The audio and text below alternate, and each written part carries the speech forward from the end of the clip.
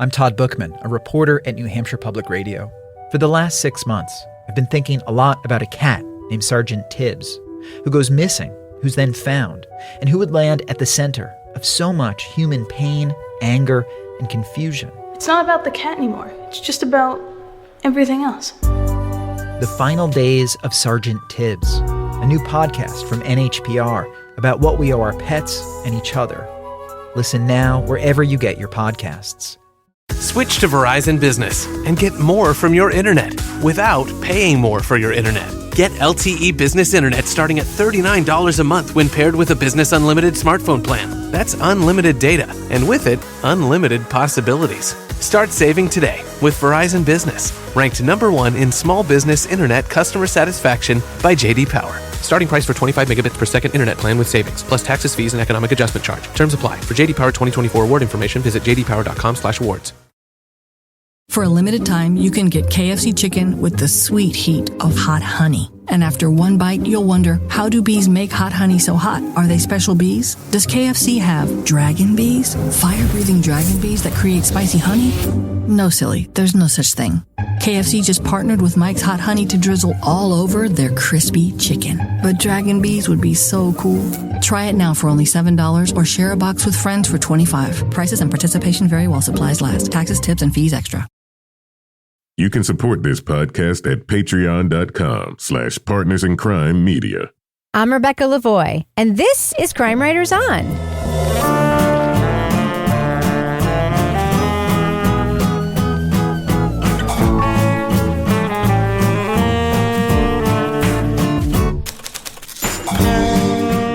Crime Writers On is the original true crime review podcast that digs into true crime, pop culture, other podcasts. And on this episode, a woman is accused of stabbing her stepdaughter to death in a bathtub, but no physical evidence of her involvement can be found. Do police have the wrong person? We'll talk about the podcast Murder on Songbird Road. Joining me to get that done and more is true crime author, TV journalist, and host of These Are Their Stories podcast, my husband, love of my life, lumberjack Kevin Flynn. Hi, Kevin. Hello, Rebecca. You're going to be calling me umpire Kevin Flynn soon. Only if you wear your pads and outfits down here in the studio. Hey, sometimes I work the bases. I don't need, all the shin guards and stuff. We wear one of those cute polyester polo shirts that say, umpire on them in the studio. Yeah. I'll do that. All right, Then cool. I'll eject you. Also with us is private investigator, certified pet detective, resident cat lady, and author of the Piper Green series of cozy mysteries, Laura Bricker. Hello, Laura. Hey, Rebecca. And Toby Ball, who's normally here, is still recovering from his debilitating illness. So filling in for him is a listener and friend of the show, Tara Allison. Hey, Tara. Hey, nice to see you guys. Nice to see you too. So, did you ever think when you started listening to this stupid podcast that you would be on the show? Absolutely not. Yeah? How did you feel like getting called up? Do you feel like, this is like your moment to shine? It's exciting. I love this. So I understand from your Facebook profile that you're a baker, you own your own shop? Yeah, so I'm a pastry chef and I own a bakery. Wow. Have you ever watched Cake Boss and gone oh yeah, I could do that? Or is that bullshit? So most of that's bullshit. Yeah. That's what I thought. That's what we like to hear. What was that show you guys were watching at my house at Christmas? Is it cake? That was amazing. Is It Cake ran through our industry like a plague? People calling up wanting a cake that looks like a cheeseburger, and when you let them know that it's going to cost them $700, they're like, but I want it for $40. Yeah. Not going to happen. And also, those cakes probably don't taste good. That's what I always think, right? Because it doesn't a ton of fondant and stuff on it. They taste like butt. Yeah. Oh, God. Yeah. The fondant and the food coloring, it's unacceptable. Yeah. I'll go and say, hey, I'd like to get a cake shaped like a cake. You're my ideal client. Oh, wonderful. Tara, do you want to take this opportunity to just say the name of your bakery so people can check it out? Yeah, so I own Sweets Bakehouse in Bradenton, Florida. Nice. All right, listeners in Florida, you know where to go for your baked goods. Just don't ask for a cake in the shape of a shoe or something stupid like that. All right, so Kevin, this is obviously Thursday's podcast. Mm-hmm. What's coming up on Monday's show? Yeah, Monday we're going to talk about the documentary series, The Fox Hollow Murders. I can't wait to watch and talk about that one. Because if another friend of the show, Sarah Carradine, we saw the other day, she taped These Are Their Stories with us. She was like, it's trash. And I'm like, yeah. Toby influence.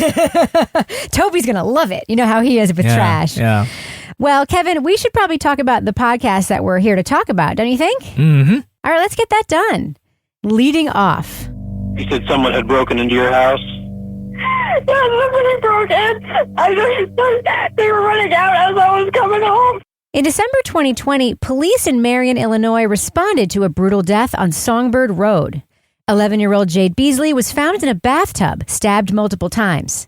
Investigators homed in on her stepmother, Julia Bevely, who claimed she returned home to find a man dressed in black with a knife fleeing the crime scene. She said that she left the residence with Jade alone in the home for a short time and returned home to find an unidentified male fleeing. The investigation has proven this story to be false. Prosecutors pointed to video of Bevely throwing away something at a gas station and a 30-minute gap between finding the body and calling 911. But there was nearly no physical evidence connecting the woman to a bloody attack in the home. That inconsistency has led some to believe Bevely was convicted for a crime she did not commit. There was a very real thread of wrongful conviction red flags. Right. The tunnel vision, the trial by media, the confirmation bias, and in this case, racism. Racism, for sure. In the podcast Murder on Songbird Road, host Lauren Bright Pacheco teams with podcaster Bob Motta to examine holes in the case against Julia Bevely, including the absence of a weapon, a DNA link, and sightings of a stranger dressed in black nearby at the time of the murder. Spoiler alert, we're going to be talking about plot points from Murder on Songbird Road. So if you want to remain spoiler-free, go to the estimated time code in our show notes for thumbs up or thumbs down reviews. So Tara, this podcast commits a sin, in my mind, right off the bat.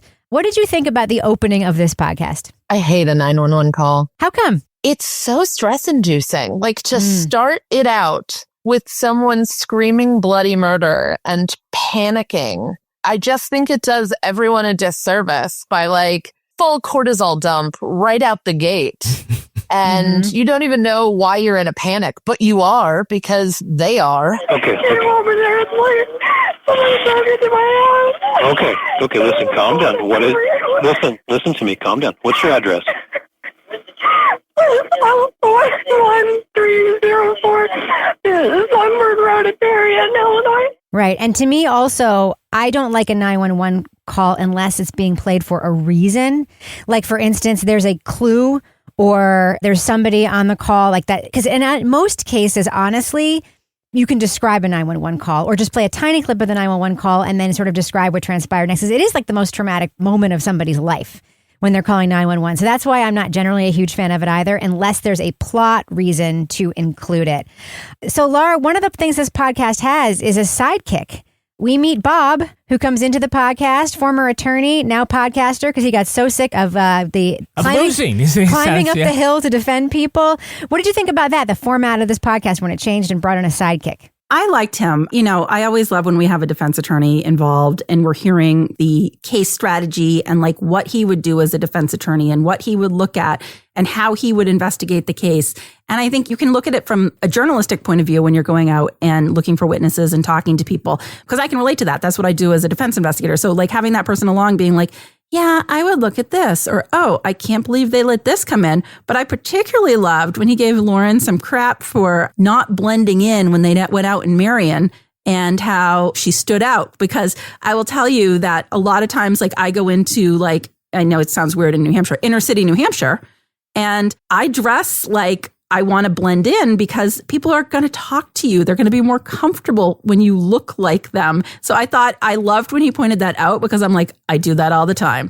Good job, Bob. Yeah, I also like the addition of, I guess we call a sidekick or a partner in the investigative part of the podcast. It, like you said, it provided some conversation along the way, which is kind of something you really need in a podcast. Your host could talk to himself or herself as they're going to knock on the door, but to have somebody come back and tell you about this. And they kind of needed that too, because there were quite a few things that happened off mic that needed to be debriefed about. One, of course, is this interview Bob has with Julia. I mean, I'm like, did that devolve into a screaming match? Were you screaming at her? She's like, no, none of that. Like, I was obviously upset. I was obviously frustrated.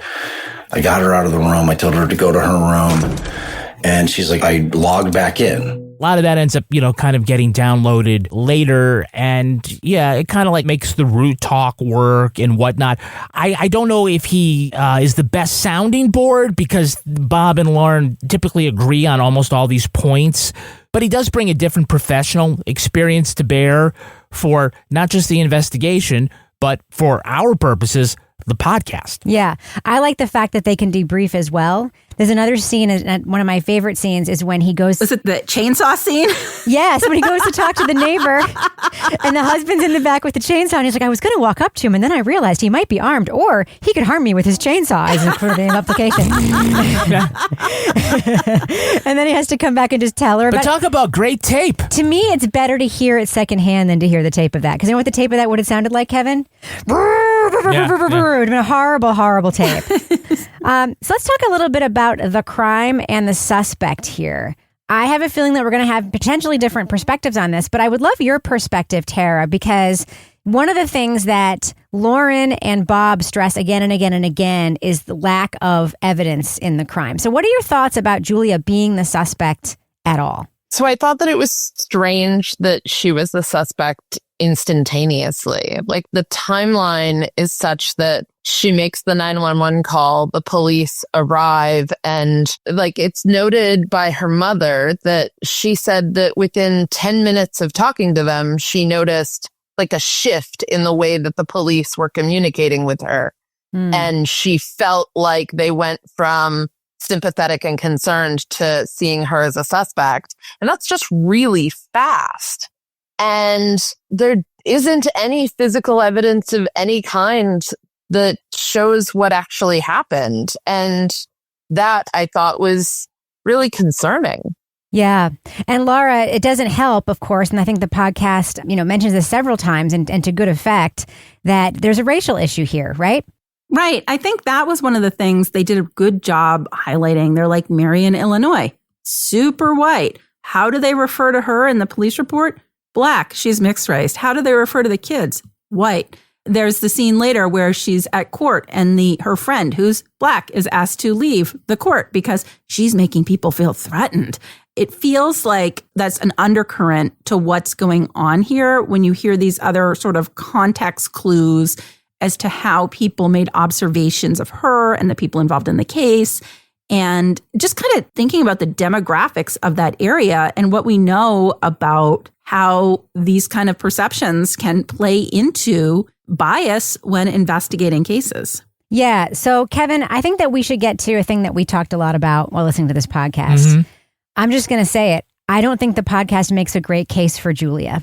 I am not 100% convinced by what's presented to me. I'm not saying that Lauren isn't convinced or shouldn't be convinced, or Bob isn't convinced or shouldn't be convinced, but for what is presented to me, I don't hear a lot of exculpatory stuff. I hear a lot of reasons why it's likely that she didn't do it, but I hear also a lot of things like, if she's saying the suspect was only 5'5", why would she say that? Why wouldn't she say he was a bigger guy? That makes no sense. And I'm like, you literally told us earlier that she's 4'10", so 5'5" would be big compared to her. Lots of stuff like that.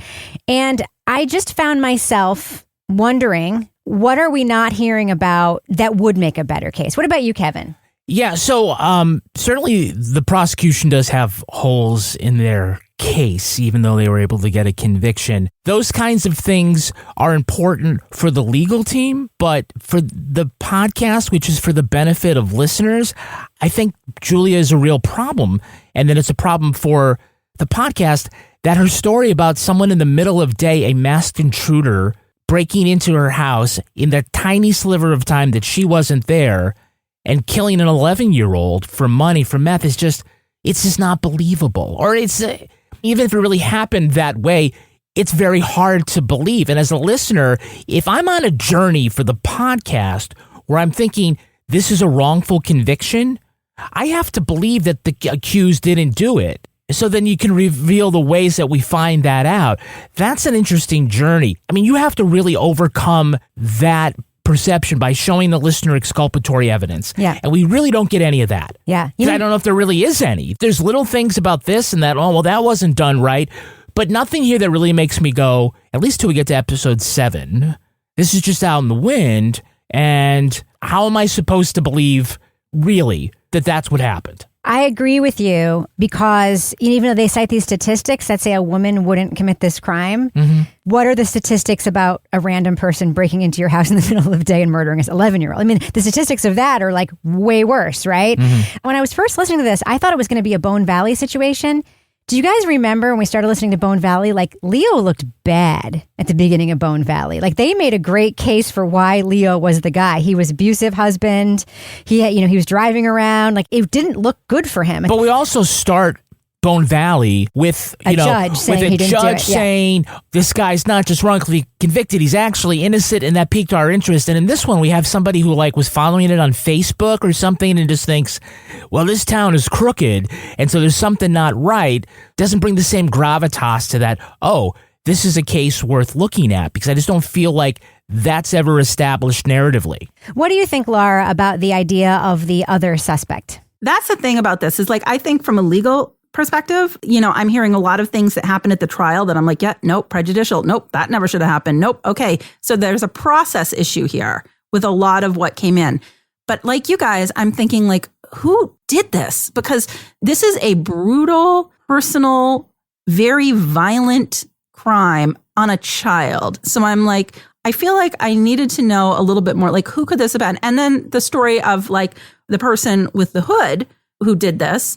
But then there was two parts of that. There was the police officer who gets to just randomly testify to the fact that he saw this person walking by with the hood who was looking for their dog, but he didn't take a report and he didn't document it. He didn't have any information, but yet he was allowed to just make that up on the spot, even though... Was that dude covered with blood? Yeah. And then the other person who supposedly did see somebody, but then wouldn't talk to them when they went out. So there's definitely information about somebody else that potentially matches that description.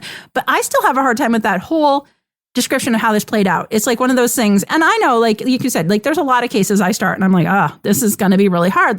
Is there another side to this story? And I felt like we heard the other side to the legal issues in terms of what went awry that could be ineffective assistance of counsel. But we're not really hearing the other side to what's the alternate scenario here of how this happened. And I'm it's hard to wrap your head around somebody randomly killing an 11-year-old child that doesn't know that child. That's one of those things that's hard to kind of fathom how that could happen. Tara, what about you? Because there is this intruder story. There might be something to it. What is your sense of the balance here, Julie or this potential intruder? Let's dig into this some more. So what I thought is that there were more questions than there are answers. There are so many open, gaping holes in this story that don't make any sense. Why didn't the law enforcement ever look at any of Jade's mobile devices and do any of that forensic information? We literally have no idea what happened before she was killed. Was she talking to someone? Did she invite someone over? There's so much open there that we don't have the information. And then the law enforcement also didn't talk to any of the neighbors or question, did anybody see anything? And when they go over how the property is set and how you could have then gone out the back and through a wooded area filled with ponds, but they didn't look in any of that area at all. And they did have a weird interaction with somebody in a hoodie, but there was no mention of any blood or anything. So that seems like a red. There were just so many empty starts, these false starts of not real information. And it led to me to more questions than answers. And there was never a real through line, though, either for why her stepmother would have killed her. So it just didn't make any sense. None of it makes any sense. Yeah. It doesn't make any sense to skip us on Patreon Oh, that's because true. that makes the most sense of all. Are you saying we're in the all business section right now? Way to go, Sherlock. Okay, All the I just figured it out. exclusive content that you want is there. We have over 700, coming up on 800 exclusive Holy shit. podcasts. Oh, sorry. We just keep churning them out. Join us at patreon.com/partisancrimemedia. If you join us at the leading off level, you get the Crime Writers on After Show, Toby Ball's Deep Dive Book Club podcast, Married with Podcast, the Readathon, by the way, a couple of doozies of hearings last week and this week. Filings, doozies. In the Karen Reed case. You also, if you join us at the Bricker scale level, you get Leave It to Bricker, which is Laura's exclusive podcast. She's going snowshoeing. Is she going to have sore legs the next day? Or a heart Broken attack? back? It's good exercise, let me tell you. It seems so easy when you look at what it actually is. You're just walking on the snow. I haven't had a cardio workout like that, and I don't even know how long. Jesus Christ. I know, it was awful. You can get episodes of Crime Writers on early and ad-free if you join us at the Let's Do What We Do level. And if you become a deep diver, you not only get all of that stuff, but you can join Toby and his guests when they record the latest deep dive. Next month, the book is called Eden Undone, with an all-star cast of panelists. You'll want to be there. Now, we have an Amazon storefront where you can see some of our favorite things. Now, Rebecca, I think I know what it's going to be, but what is this week's Amazon recommendation? What do you think from it's going to be? Is it the jack? Oh my furniture God. jack? No, but it's going to be now. Okay. I'm going to do something else. I got the most incredible thing that I had seen in a blog a long time ago of top 10 things that are on Amazon that you should buy. And I had been keeping my eye on this for a while and I sort of waited till it went on sale. It is a set of 2 furniture jacks. Just like jacks you use to lift up a car. You just put it under your couch or whatever and go with your foot. Tick, tick, tick, tick, and it lifts up the front of your furniture so you can fucking vacuum under it. What? It's life-changing. We have a couch that has an inch opening below it. It's too small to stick a vacuum under.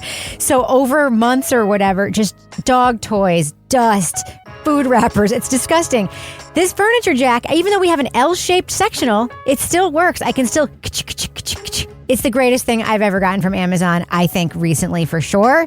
I totally recommend the furniture jack. Yeah, so you can see that if you go to amazon.com/shop/crime-writers-on. You also can check out Toby Ball's deep cut recommendations. Tara, you're filling in.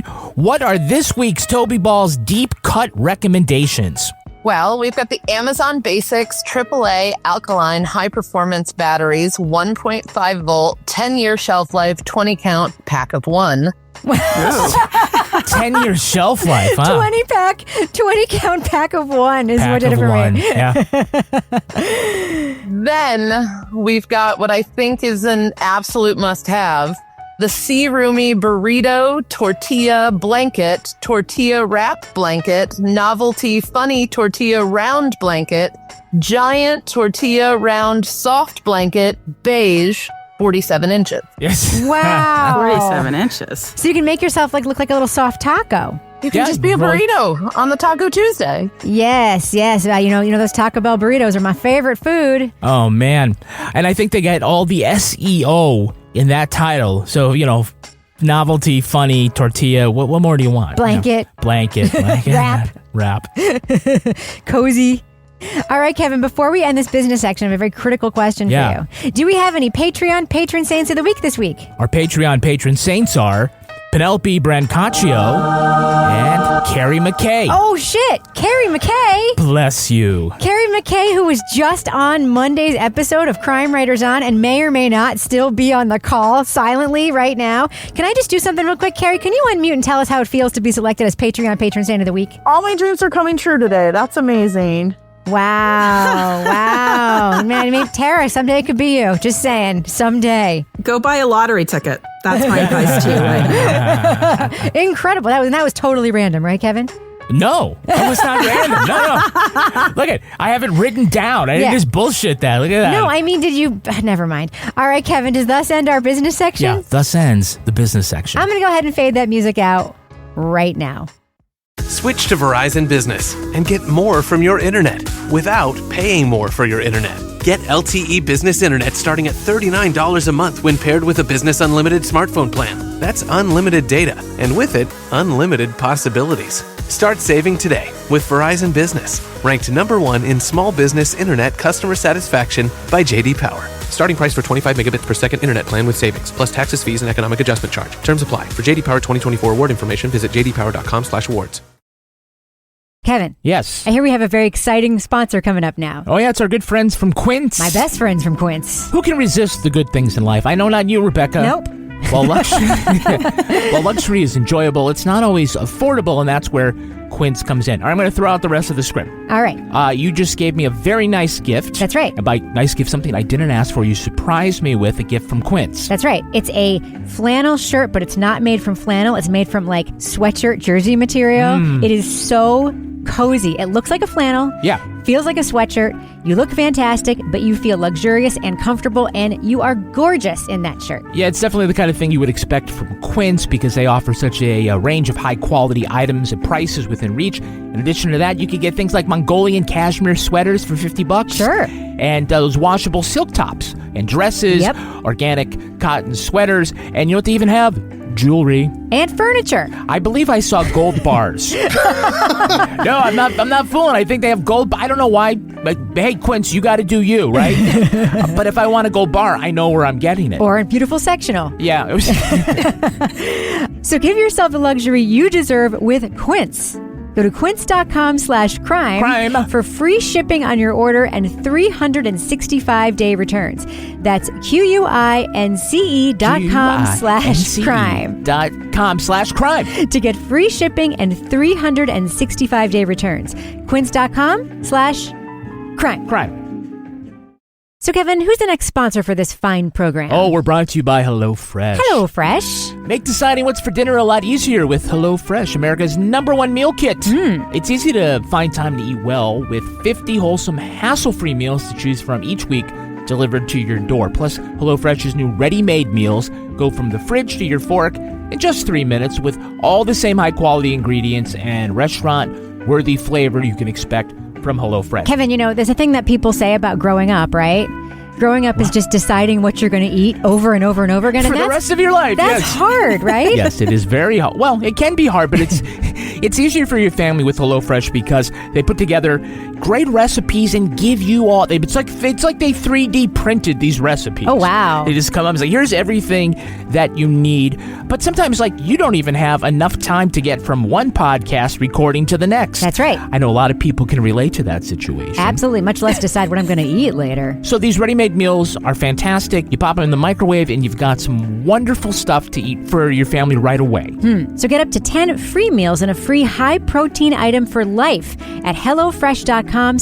HelloFresh Podcast. One item per box with active subscription. Free meals applied as discount on the first box. New subscribers only. Varies by plan.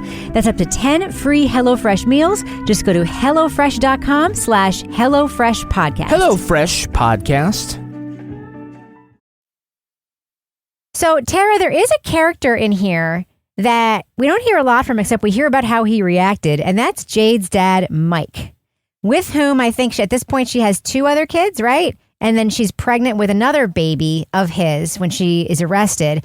But what do you think about his reaction to the murder of his daughter and his partner being accused of it? It's one of the strangest stories I've ever heard.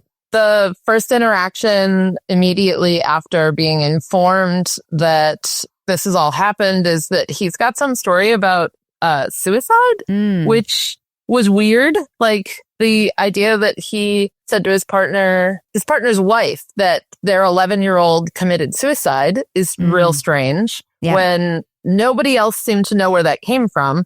And then other than a single conversation, he never speaks to her again and has the children completely cut off from her side of the family going forward. And then within months is in a relationship with a woman who he worked with. Yeah, it's fucked up. Yes, it's a fucking mess. That doesn't make any sense. Tara, what did you think about... I just had a theory of the crime, but I'm just going to have to keep it to myself. Put a pin in it. I would love to hear that opinion. Tara, what did you think about the scene of her having to give birth and then have the baby immediately taken away? That was the plan and that was the order given. It was the most disgusting thing I think I may have ever heard. Yeah. I was horrified for her. The fact that both corrections officers were in the room with her when she gave birth, that she, without any warning, had to give her baby up immediately.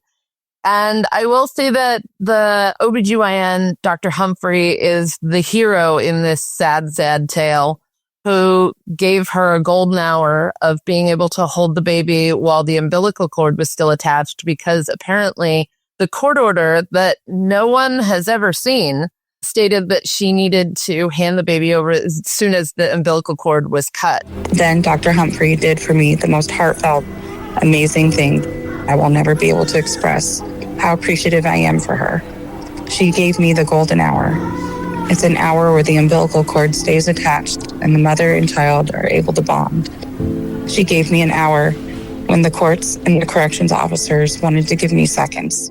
The whole thing was really, really shady, and it was really gross, and it broke my heart. It made me so fucking angry. Yeah. I was so fucking angry listening to that. I was listening to that when I was driving, and there was like 10 minutes left, and I sat in my car waiting to hear how that episode ended.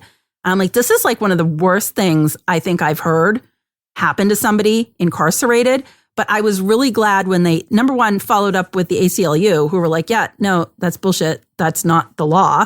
And they totally violated the law. And this is why. But that Lauren kept after them, like calling all these different people and putting all the Freedom of Information Acts in and requests for this information because it was so wrong. I'm like, I couldn't even believe the coldness of that person from the prison, whoever the person was from the prison that like said, nurse. Oh, this is the way it's going to be. Yeah. I was like, fuck her, that fucking prison nurse. I have some words for her. Yeah. I was so angry listening to that.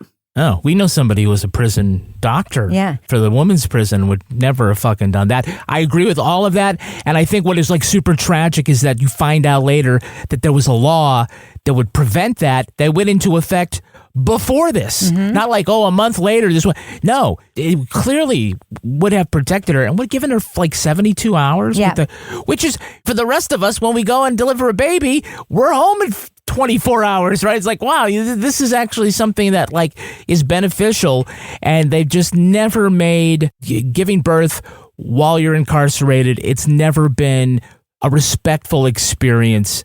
In most cases, I agree with everybody. Like, that was one of the worst things we heard. That's the second time we've heard that in a podcast. That also happened in Beyond All Repair. I don't know if you remember that. Oh, yeah. The central character who may or may not have been guilty, but doesn't matter. She gave birth and her husband came to the hospital and immediately took the baby away with his new girlfriend. Mm-hmm.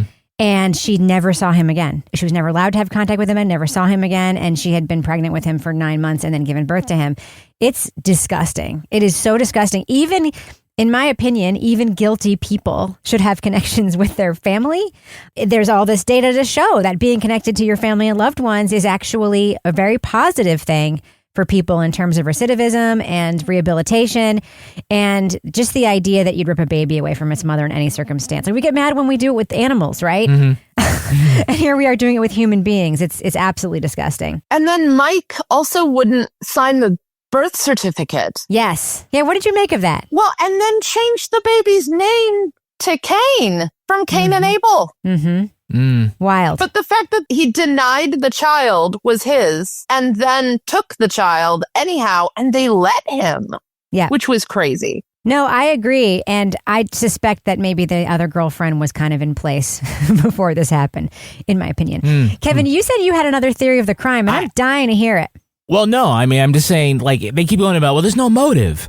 A lot of demeanor evidence that gets thrown around. It's like, does Julia sound like the kind of person that would do that? And of course, the answer is always no. Who sounds like the kind of person that would? In one case, that's happened. In the Rex Hoyerman Long Island serial killer case, all of his neighbors were like, "Yeah, I'm not fucking surprised. Not surprised that he's the guy."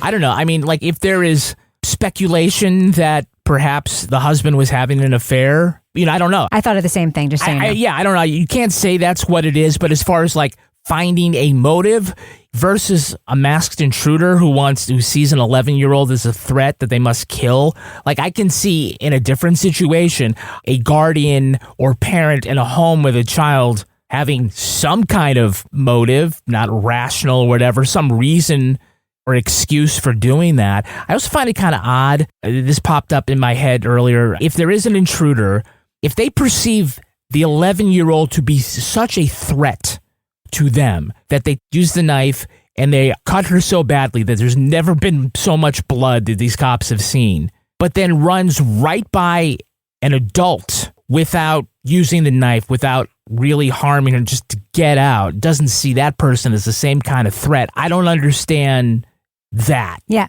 My alternative theory of the crime is that it was a murder for hire. What? That's my alternative theory of the crime, is that cool. Because somebody was watching the house and knew when she... I'm not saying that, I think this is what happened. I'm saying if I were to come up with an alternative theory of the crime other than Julia did it, it might be that this person was clearly aware that she wasn't in the house anymore, right? So what if, for a small inducement, if there were drugs involved or something, this girl is presenting a problem to some sort of future situation you're hoping to create, right? That could potentially So you're not saying Jade is the target. You're saying... I'm saying Jade is the target. It was potentially somebody wanted to kill Jade. I'm thinking maybe, yeah. Oh, I'm saying that's an alternative theory of the crime. It's a theory. Has happened. It has happened. There was that other part where they're like, there was something going on in her life, but we're not going to talk about it. But everybody involved in the case talked about it. Yeah. And what did you think that may have been? Do you have any sense? I think she was maybe getting bullied or had some sort of situation with friends at school or like something. But for whatever it was, I get it. They were like, we're not going to talk about it here because she's dead and we're going to show respect. But at the same time, I was kind of frustrated they mentioned it because I'm like, I just felt like we were grasping at like what else could have been going on here to lead to something like this. The only other thing I could think of, but it doesn't account for what happened to the knife, would be is if it really was suicide and they just totally botched the way they looked at it. Because if you're looking for a motivation, and I don't necessarily know that you always need one, again, it's puzzling. The bathtub thing is puzzling. Yeah. Yeah. I mean, she wasn't taking a bath. She was in her clothes. The water was running. That's strange. And there were, I mean, there's a lot that doesn't make sense about it, but to me, that doesn't mean that the wrong person was arrested and tried for it. Yeah. I mean, listen, Lauren didn't want to do this and I don't want to do it either. So this is literally just pure speculation and an alternative theory that if I were an investigator, I might look into, right? The bathtub is an interesting detail if you are later going to claim that somebody died by suicide, in my opinion. Just something to think about. Right? The bag. We need to talk very quickly about the bag. Yes, the bag. There's this idea that the bag contained bloody clothes, a shower curtain, and the murder weapon, and it was thrown away at this gas station in the middle of the day in front of security cameras. But when they, I guess, saw the video, that's just like a little bag, right? It's like a little bag holding a diaper or something. A Walmart bag. Yeah, a little like open-handled Walmart bag. Laura, what are your thoughts on that? Yeah, that was totally bogus. There was so much that they were allowed to talk about in this case that was like so prejudicial. And by the way, we're going to let these swords and knives be part of the court case. But they're not the real swords and knives, but they're just swords and knives we're going to let you see. And this one was like, she's dumping a bag. Well, it must be X, Y, and Z in that bag.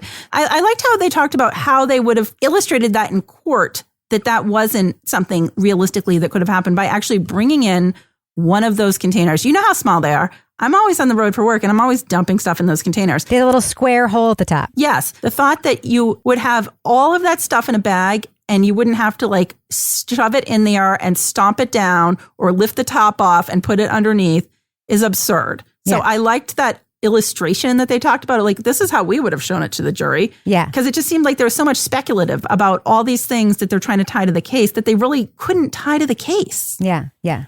Yeah. And like, again, about this little bag that goes in the trash at the gas station where apparently she would know that that's the worst place to dump a bag. Or maybe she knows it's the best place. I don't know. But it's a diaper. So I'm assuming it's a pee-pee diaper and not a poopy diaper that's been in there for a while. But they say, like, that's the video. That couldn't possibly be all this stuff. But then we find out later it's thrown out there. And I don't know if it's ever, like, completely followed up on. But when they're talking to Jade's family members in a later episode, they say, but the video also showed her going around back to a dumpster. It didn't. It didn't. Okay, well, then it didn't. They posited that she went to the dumpster, but the video showed that she didn't go to the dumpster. Okay, well, I didn't get that. Okay. One weird detail, though, Tara, did you catch that there was a bite on her arm?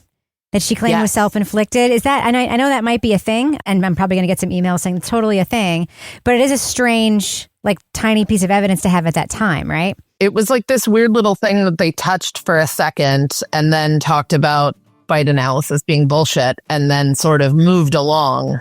Yeah, it was weird. Totally weird.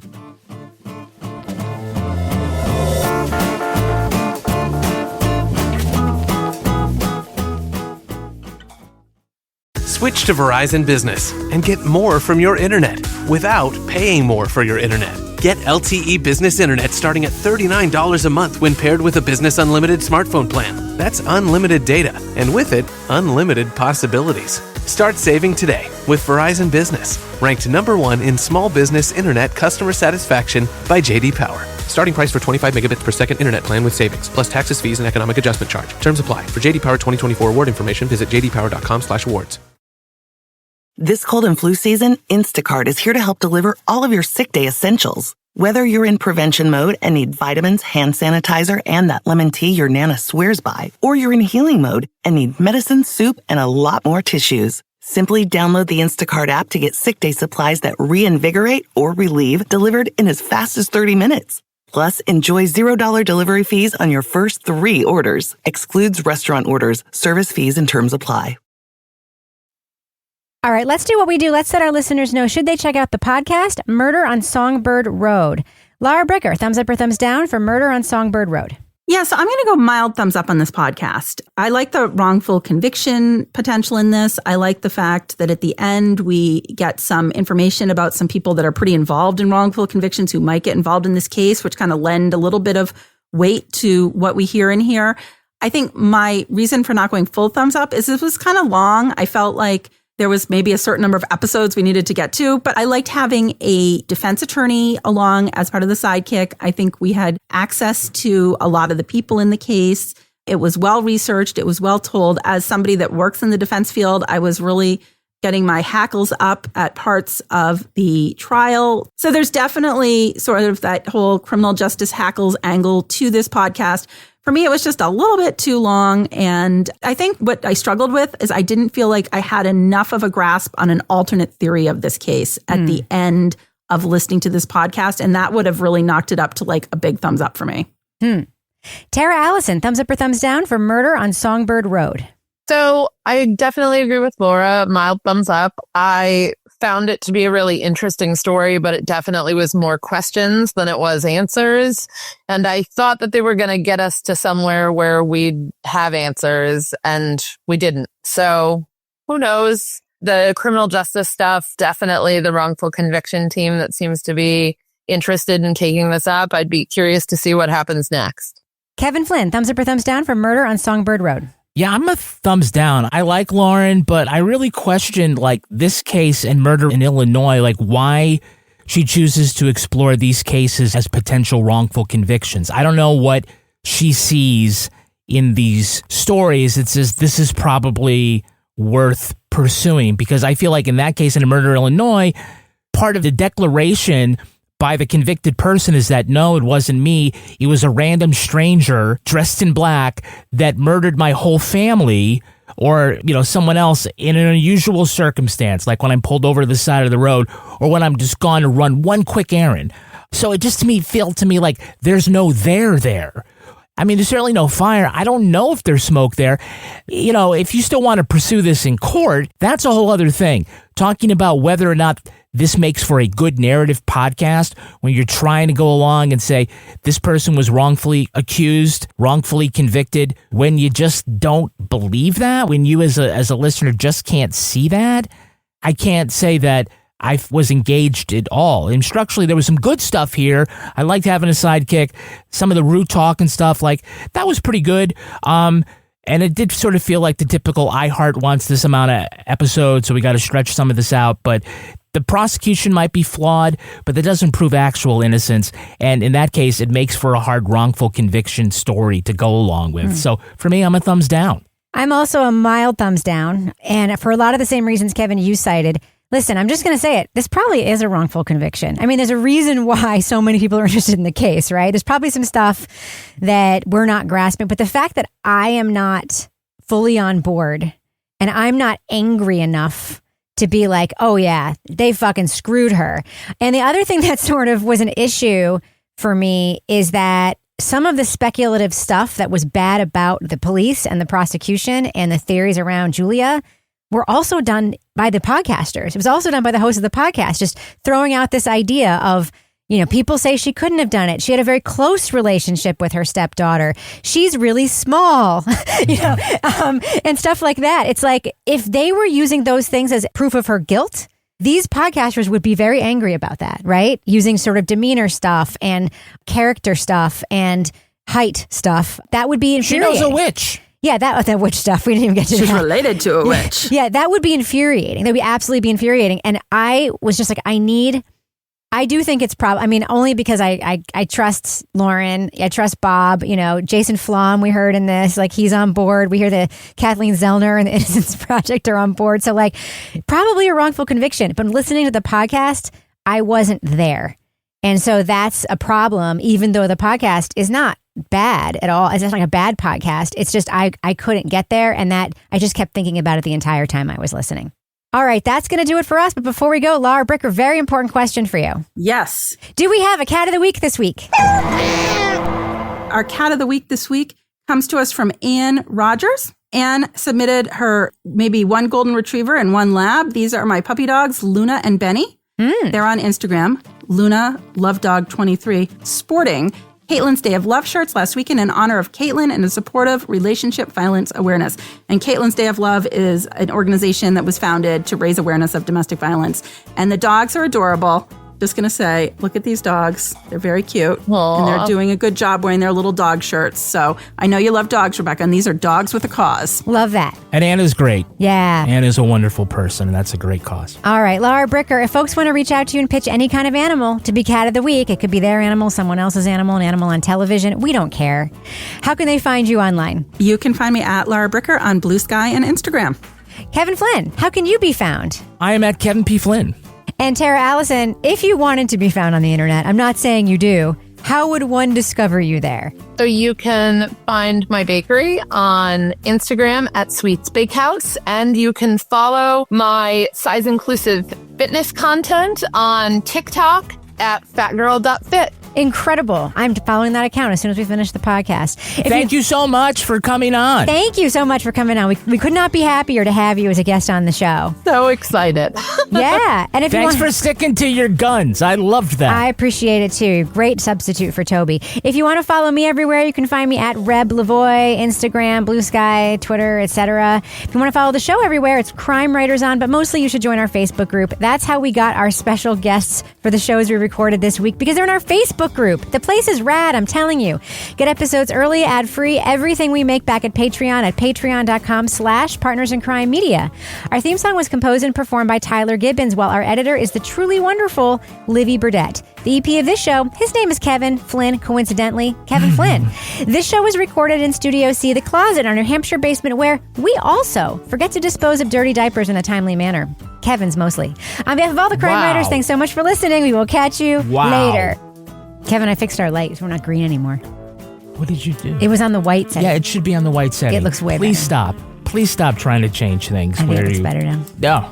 You think it looks better. Okay. It does. Great. We're not green. Yeah. We're not like Elphaba. All right. I think we need to have this discussion offline.